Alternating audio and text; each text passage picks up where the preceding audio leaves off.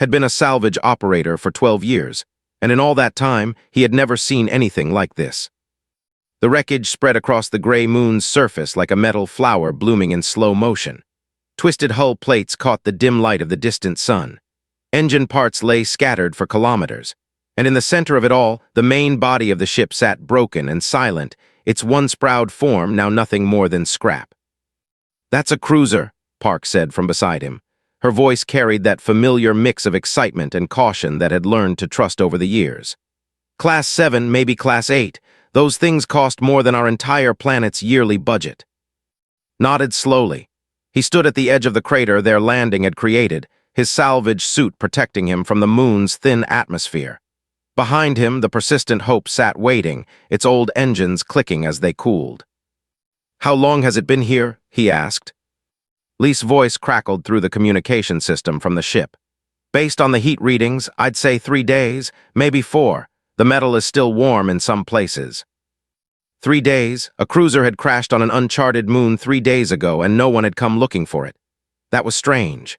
There were proud creatures, tall and elegant with skin like polished silver. They considered themselves the greatest species in the galaxy, and they never left their people behind. "Any life signs?" asked. None answered. She was running the sensors from her station aboard the ship. "No bodies either, at least none that I can detect." No bodies, that was even stranger. Started walking toward the wreckage. His boots crunched against the moon's rocky surface with each step.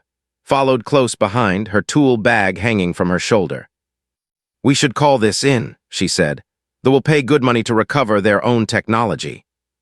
"They'll also ask questions we can't answer," replied. "Like why we were in this system in the first place." Said nothing to that. They both knew the truth. The persistent Hope wasn't supposed to be here.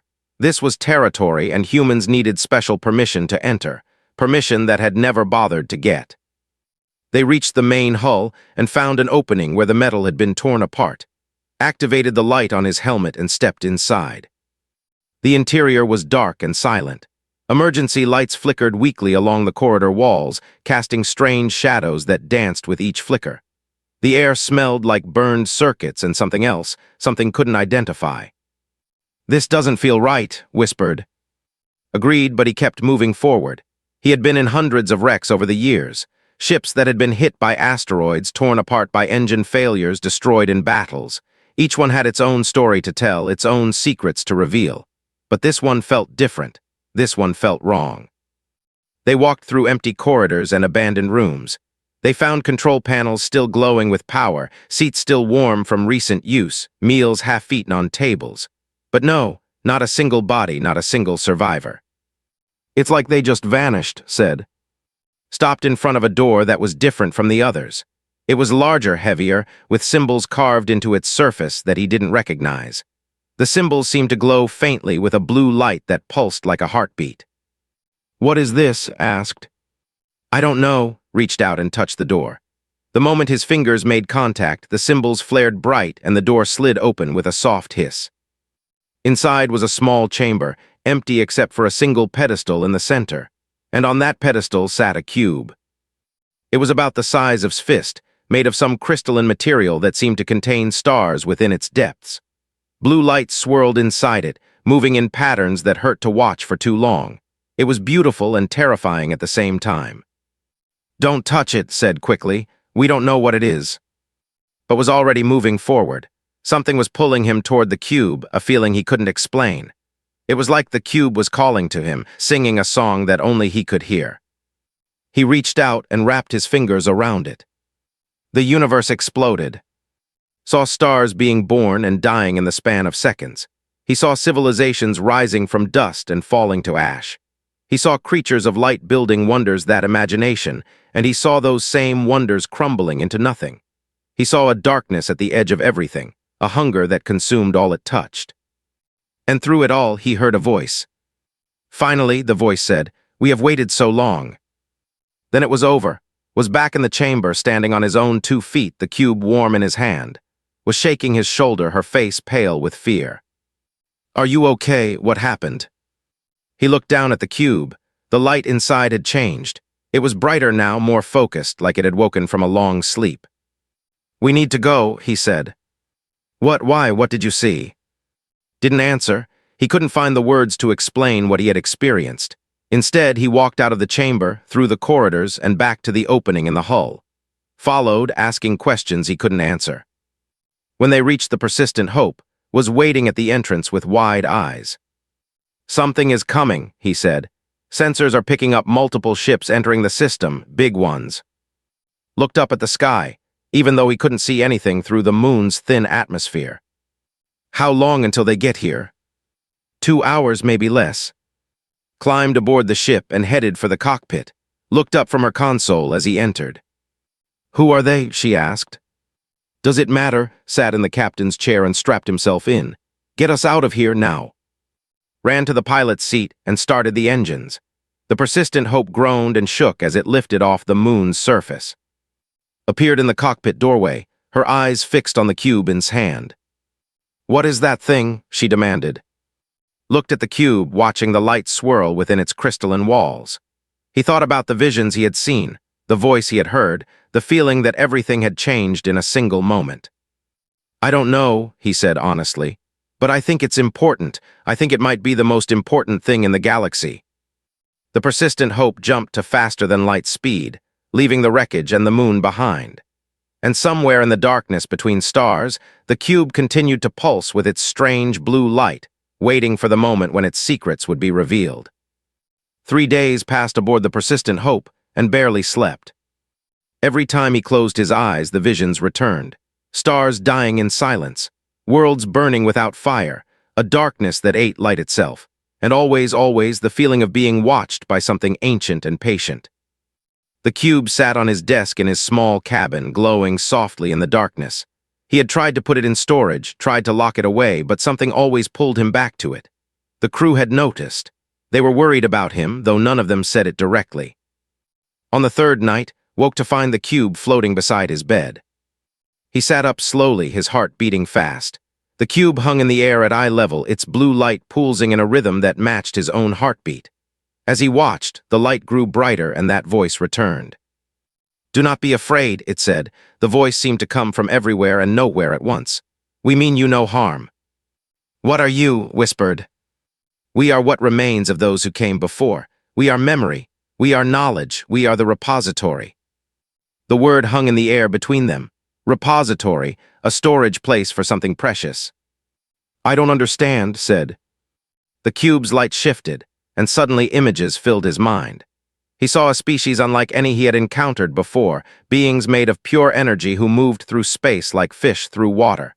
They were beautiful and terrible, creatures of impossible power who had existed when the universe was young. We were called the architects, the voice explained. We were the first to achieve true understanding. We seeded life across the galaxies, guided the evolution of countless species, built wonders that your kind cannot yet imagine. What happened to you? The images changed, now saw darkness spreading through space, a void that consumed everything it touched. Stars went dark, planets crumbled. The beautiful energy beings screamed in frequencies that made reality itself crack. We created something we could not control, something that grew beyond our ability to stop. We called it the Hollow. It was meant to be a tool, a way to clean away old mistakes and start fresh. But it learned. It grew hungry, and in the end it consumed us all. Felt cold despite the warmth of his cabin. If it destroyed you, how are you here? We saw our end coming. Some of us created repositories, containers for our knowledge and our consciousness. We scattered them across the universe, hoping that one day someone would find them, someone who could succeed where we failed. Why me? Asked. I'm nobody. I'm just a salvage operator from a minor species. The cube floated closer, its light warm against his face. That is exactly why. The great species of this age, thee and the others, they are like we were. They seek power above all things. They believe themselves superior. But your kind, humans, you are different. You are chaos wrapped in flesh. You hold impossible contradictions in your minds. You create beauty from destruction and meaning from suffering. You adapt. You survive. You hope. Laughed, though there was no humor in it. You make us sound special. Most species in the galaxy think we're barely worth noticing. Most species in the galaxy are wrong. The images faded and found himself back in his cabin, the cube settling gently onto his desk. His head hurt from everything he had seen and heard. "What do you want from me?" he asked. "To teach you, to prepare you? The hollow sleeps, but it does not dream peacefully. Something has disturbed its rest. Perhaps the crash that freed me from the ship. Perhaps my activation when you touched me. Whatever the cause, it is waking, and when it fully wakes, it will be hungry." "How long do we have?" "Months, perhaps a year, perhaps less." Stood and walked to the small window in his cabin.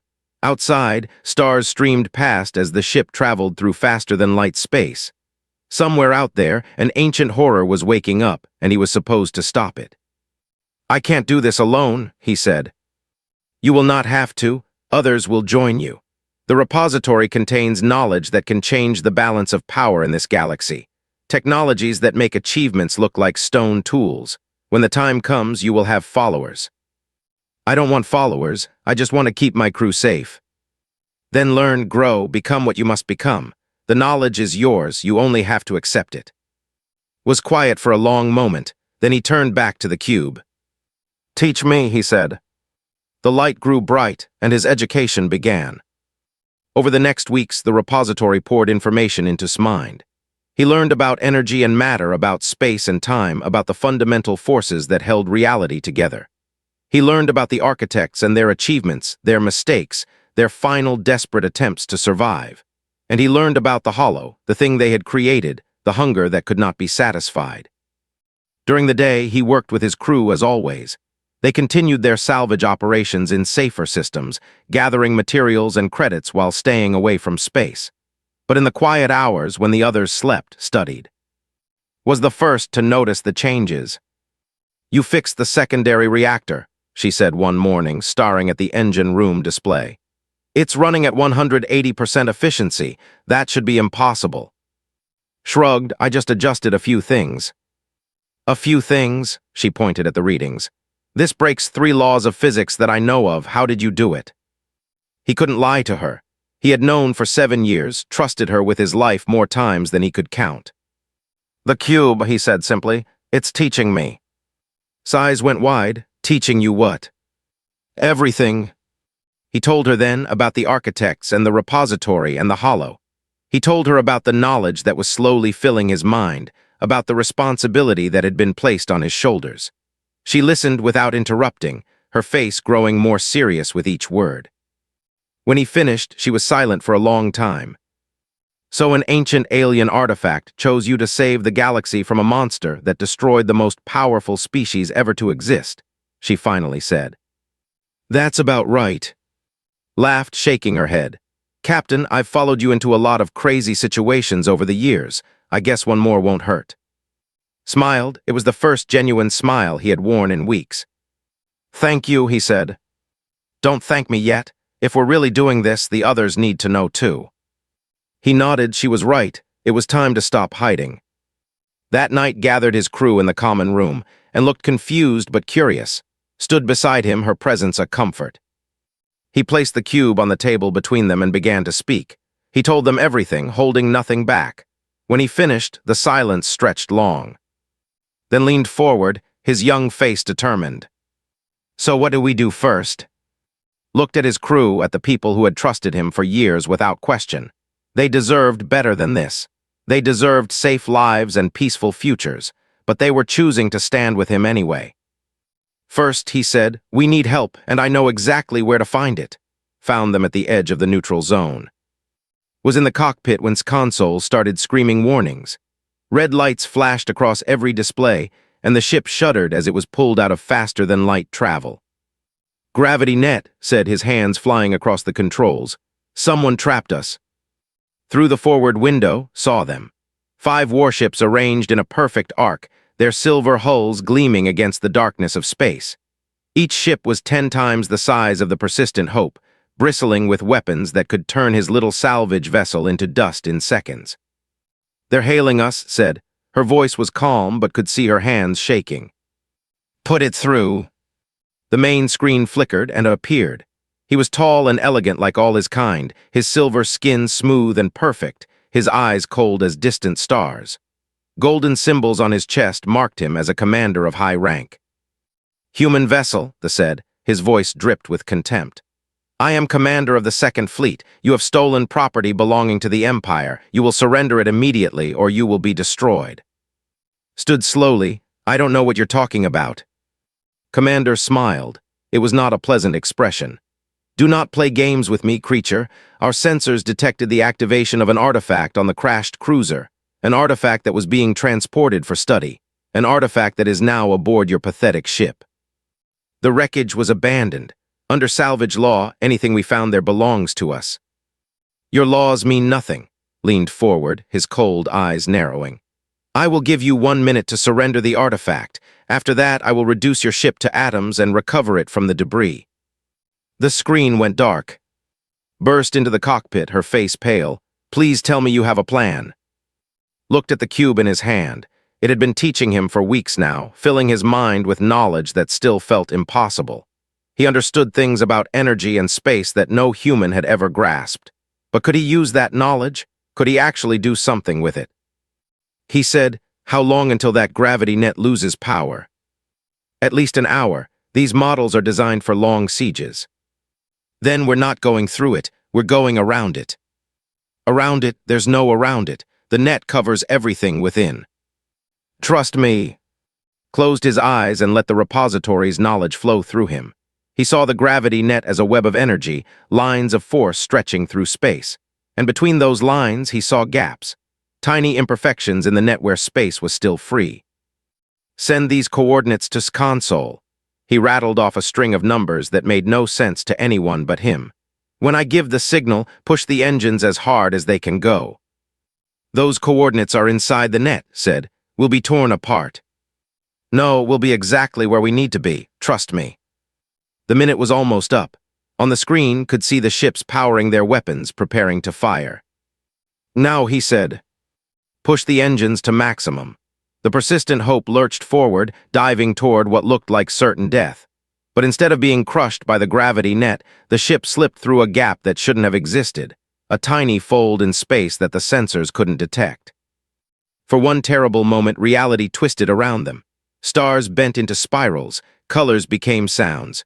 Time ran backward and forward at once. Then they were through.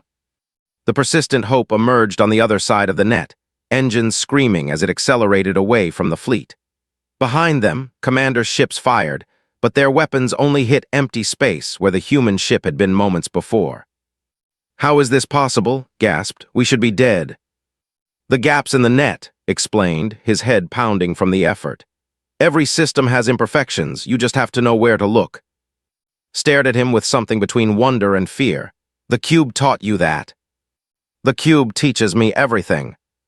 They escaped into faster-than-light travel before they could recover, but knew this was only the beginning. Commander would not give up easily. The never did. 2 days later, they encountered another threat. This time it was a single ship, but it was unlike anything had seen before. It was smooth and organic-looking, with no visible weapons or engines. It appeared out of nowhere, blocking their path without warning.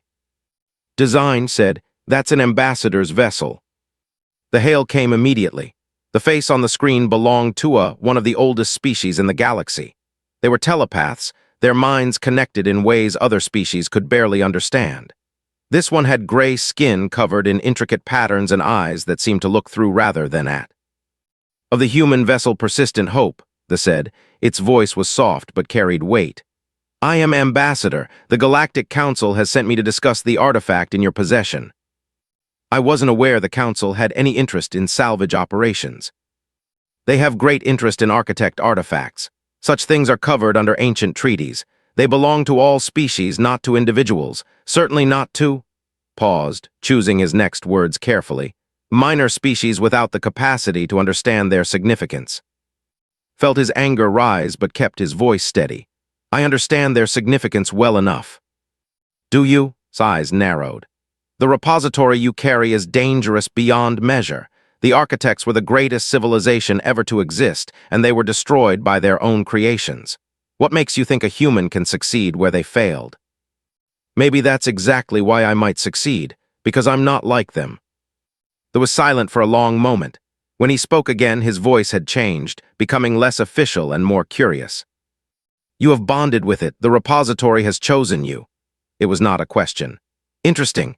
In all the years we have studied architect artifacts, we have never seen one activate. They remain dormant mysteries without answers, yet one touch from a human and it wakes. What do you want, Ambassador? I want to observe, I want to understand. The council sent me to recover the artifact, but... Paused again. Something is changing. I feel it in the patterns of thought across the galaxy. A disturbance is coming, and you are at the center of it. The Hollow said. His reaction was immediate.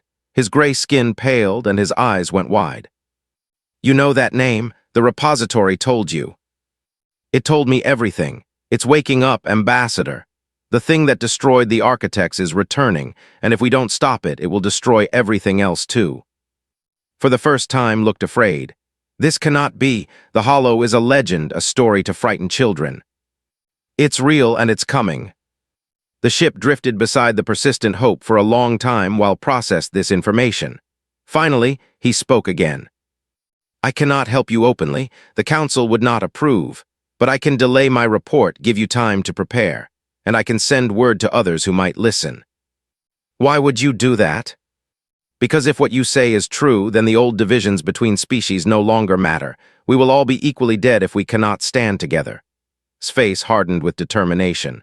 Go to your kind, gather your strength, and when the time comes, call upon us. Perhaps they will answer. The ambassador's ship vanished as suddenly as it had appeared. Sat in silence for a long moment, then turned to his crew. Set course for New, he said. It's time to go home. The persistent Hope turned toward human space, carrying its captain and its ancient cargo toward an uncertain future. Behind them, the galaxy watched and waited. The pursuit was over. The real work was about to begin. New was a young colony, barely 100 years old. Its cities rose from red soil beneath an orange sky, monuments to human stubbornness in a galaxy that had never wanted them. Stood at the edge of the landing platform, looking out at the city below. Towers of steel and glass stretched toward the clouds. Hover vehicles moved through aerial highways. People walked the streets, going about their lives without any idea that everything they knew might end. Captain, he turned to find a woman approaching. She was in her 50s, with gray hair pulled back severely and eyes that missed nothing. Behind her stood a squad of soldiers in military uniforms. Director Shin, she said, extending her hand. I lead the research outpost here. Your message said you had something important to discuss. Shook her hand. That's an understatement. They walked through the outpost together, asked careful questions about his journey and the pursuit, answered honestly. There was no point in hiding things anymore. When they reached her office, she closed the door and turned to face him directly. Show me, she said. Removed the cube from his coat. It had been quiet since they entered human space, its light dim and patient. But now, in the presence of this new audience, it began to glow brighter. His eyes went wide. Is that what I think it is? They call it an artifact, they call it a repository, but it's more than that. It's a message from the past, a warning about the future, and maybe the only thing that can save us from what's coming. He told her everything, the architects, the Hollow, the knowledge that the repository had poured into his mind. When he finished, sat in silence for a long time. You're asking me to believe that an ancient monster is going to destroy the galaxy, she finally said, and that a salvage operator from the outer rim is the only one who can stop it. I know how it sounds. It sounds insane, she leaned forward, but I've spent my life studying things that sound insane. Show me what this thing can do. Nodded, take me to your fusion reactor. The new research outpost had 3 fusion reactors powering its operations. The largest one had been running at half capacity for months, its containment field slowly failing. The colony didn't have the resources to fix it, and no one in human space had the knowledge. Walked into the reactor control room and studied the displays. The repository's knowledge flowed through his mind, showing him the problems like lights in darkness. Your containment field geometry is wrong, he said. You're fighting against the natural flow of the plasma instead of working with it, and your fuel injection timing is off by 0.003 seconds. The technicians stared at him like he was speaking an alien language. Let me show you. He sat at a control console and began making adjustments. His fingers moved with confidence, guided by understanding that went far beyond human science. Within minutes, the reactor's output began to climb. 60%, 80%, 100%, then higher still. "That's impossible," one of the technicians whispered. "We can't exceed 100% without melting the core." But the core wasn't melting. It was running perfectly, more efficiently than any human reactor had ever operated. 120%, said. 150%, 180%, I can push it further if you want. Grabbed his shoulder, "That's enough." He stopped, pulling his hands away from the console. The reactor hummed happily at 180% capacity, its containment fields stronger than they had been on the day it was built. "How did you do that?" demanded. "The repository taught me, and this is just the beginning. There's so much more that I could show you. Technologies that could transform humanity, lift us from a minor species to something greater." Looked at the reactor readings, then back at. Something had changed in her expression. Where there had been skepticism, now there was belief. "What do you need?" she asked. "Ships, soldiers, scientists who aren't afraid to learn new things. And time. We need as much time as we can get." "I'll make some calls." Word spread faster than expected. Within a week, representatives from a dozen human colonies had arrived at Nu. They came with questions and doubts, but answered them all. He demonstrated the repository's power again and again, fixing broken systems, improving existing technologies, showing humanity what they could become. Captain Ryu arrived on the 9th day. He was a stern man with silver in his hair, and scars on his face from battles had only heard stories about. He commanded a fleet of 12 ships, old vessels that the Earth government had deemed too outdated for the core systems. "I've seen your demonstrations," said. "Impressive, but fixing reactors won't stop an ancient monster from eating the galaxy." "No," agreed, "but fighting alone won't stop it either. The architects were the most powerful civilization in history and they couldn't defeat the Hollow. We need to try something different." "Such as?" "Unity, cooperation, bringing together species that have never worked together before." Laughed harshly. "They want to kill you, they are watching from the shadows, and the other species, they barely acknowledge that humans exist. Then we'll have to change their minds." Chance came sooner than expected. A small ship entered the new system, broadcasting identification codes but flying erratically, like its pilot was afraid of something. When the ship landed, its passengers were not what anyone expected. 5 young emerged, their silver skin pale with exhaustion, their eyes filled with fear.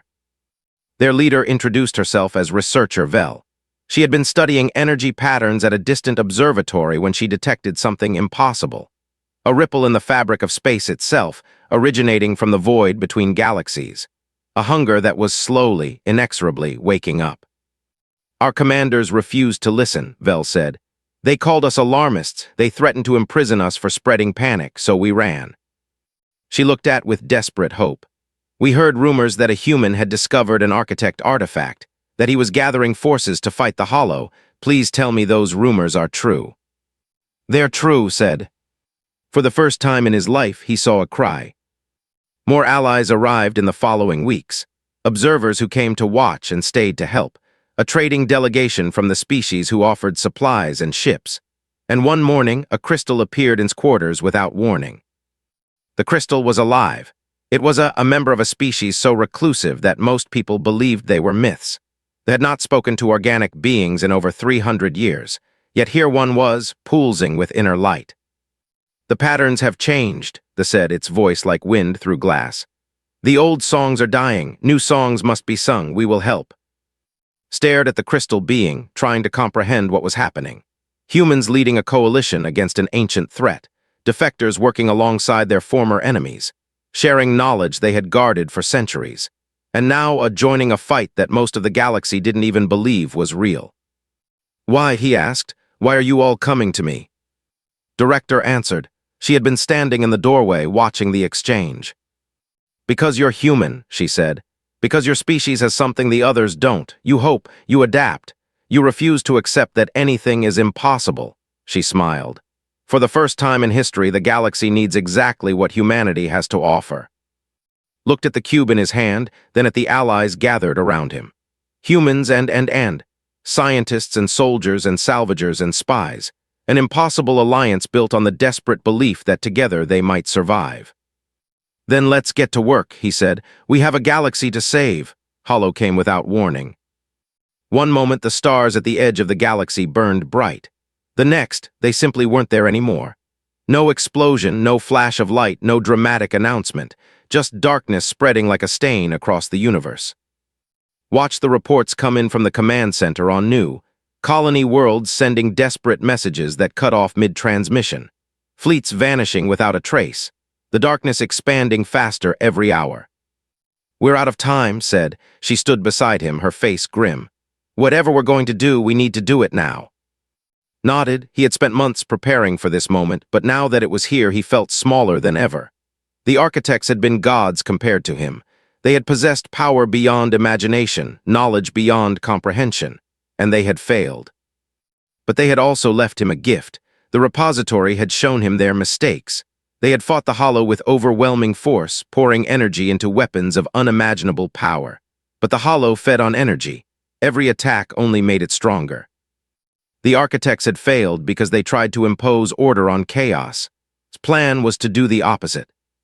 He gathered his allies in the main hangar. Captain stood with his fleet commanders, 12 ships crewed by humans who had volunteered to fight the impossible.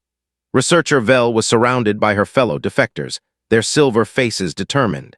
Ambassador represented the delegation, his telepathic mind linking with dozens of his kind across the sector.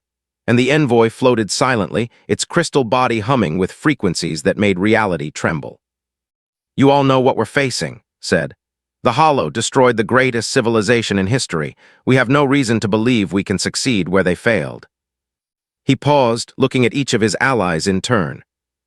But we're going to try anyway, because that's what we do, that's what makes us different. He activated a holographic display showing his plan. At its center was a device unlike anything the galaxy had ever seen. The architects tried to destroy the Hollow. We're not going to do that. Instead, we're going to confuse it. He explained the paradox engine. It was a device that generated contradictions, impossibilities, things that couldn't exist but did anyway. A square circle, a color that was also a sound, a moment that happened before and after itself simultaneously. The Hollow feeds on order, continued. It consumes structure and pattern, but it doesn't know how to process chaos. True chaos, the kind that breaks the rules of reality itself. Researcher Vel raised her hand. How do you know this will work? I don't, admitted. The repository showed me the theory, but the architects never tested it. They couldn't accept the solution because it required embracing disorder. Their minds were too structured, too logical. But human minds aren't, Director said. She understood now. We can hold contradictions in our heads without breaking. We can believe impossible things. Exactly. The paradox engine needs a human pilot, someone who can think in ways that don't make sense. He looked at his crew. They had been with him from the beginning, through salvage runs and pursuits and the formation of an impossible alliance. They were family. I'm going alone, he said. His face went pale. No, we started this together, we finish it together. The engine can only carry one person, and the journey, he struggled to find words. I might not come back. Stepped forward. Then let me go, you're too important. The repository chose you. That's exactly why it has to be me. The repository is part of the engine now. Its energy will power the contradictions. Without me to guide it, the whole thing falls apart. Nobody spoke. The weight of the moment pressed down on everyone. Finally, Captain broke the silence. What do you need from us? Smiled gratefully. A distraction. The Hollow has a center, a core of concentrated hunger. I need to get close enough to deploy the engine. That means someone needs to get its attention. A suicide run, said flatly. A sacrifice, maybe. But I've seen what warships can do, what crystal frequencies can accomplish, what telepaths can coordinate. If anyone can survive long enough to give me an opening, it's this fleet.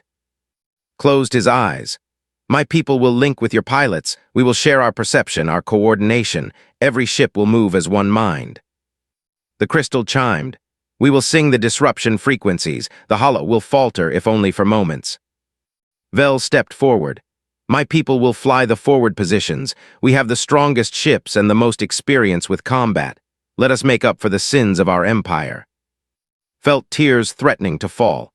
He had started this journey as a nobody, a salvage operator from a minor species. Now he stood at the center of something extraordinary. "Thank you," he said, "all of you." The battle began 3 hours later. The Allied fleet jumped into the system where the Hollow's core pulsed with dark hunger. Stars were dying around them, their light being sucked into a void that should not exist. Reality itself screamed in protest. Watched from the cockpit of the Persistent Hope as the first ships engaged. Their weapons blazed against the darkness, not to destroy, but to annoy, to draw attention, to create an opening. The Hollow responded. Tendrils of nothing reached out and ships simply ceased to exist. Not destroyed, unmade, erased from reality as if they had never been. "We're losing people," said from beside him. She had refused to stay behind. If was going to die, she was going to be there with him until the last possible moment. "I know," his voice was heavy, "keep pushing forward." They began their song. It was a frequency that existed on the edge of perception, a vibration that made the universe itself uncertain. The Hollow's expansion stuttered, confused by input it couldn't process. Now said, "This is our chance." The Persistent Hope dove toward the center of the darkness. Around them, Allied ships fell one by one, their crews sacrificing themselves to keep the path clear. Captain's flagship went dark. Ambassador's mental scream echoed through every connected mind before cutting off abruptly. But they had done enough. Reached the edge of the Hollow's core and activated the Paradox engine. The cube that had been his companion for so long flared with brilliant light, its energy pouring into the device. "Goodbye, old friend," he whispered. He plunged into the darkness. Inside the Hollow, time lost meaning, saw everything and nothing. He felt himself being unmade, his atoms scattering into the void. But his mind held firm. He thought impossible thoughts. He believed contradictory things. He was alive and dead, present and absent, real and unreal. The Paradox engine activated. Reality broke. The Hollow encountered something it couldn't consume. A paradox wrapped in paradox, confusion made manifest. It tried to process his impossible device, but every attempt only created more contradictions. And in that moment of confusion, spoke. "I know what you are," he said to the darkness. "You're not evil, you're a response, a correction. The architects grew too powerful, too orderly, too certain of their own perfection. You were created to clean the slate, to allow new growth." The Hollow paused. For the first time in billions of years, something had addressed it with understanding rather than fear. "But you don't need to destroy us," continued. "We're not like them. We're chaos. We're contradiction. We hold multitudes within ourselves. We don't seek perfection because we know it doesn't exist." He released the repository's energy into the engine, creating one final paradox. Destruction that healed, ending that began, death that gave life. "Sleep," he said. "We're not the threat you were created to stop. Give us a chance to prove it." The Hollow considered. It had never been asked this before. It had never been given a choice. In the end, it chose to believe. The darkness retreated. Stars that had been dying flickered back to life. Ships that had been erased reappeared, their crews gasping in confusion. Reality knitted itself back together, the wound healing as if it had never existed. And at the center of it all, the Persistent Hope drifted silently, its engines dead, its hull but intact.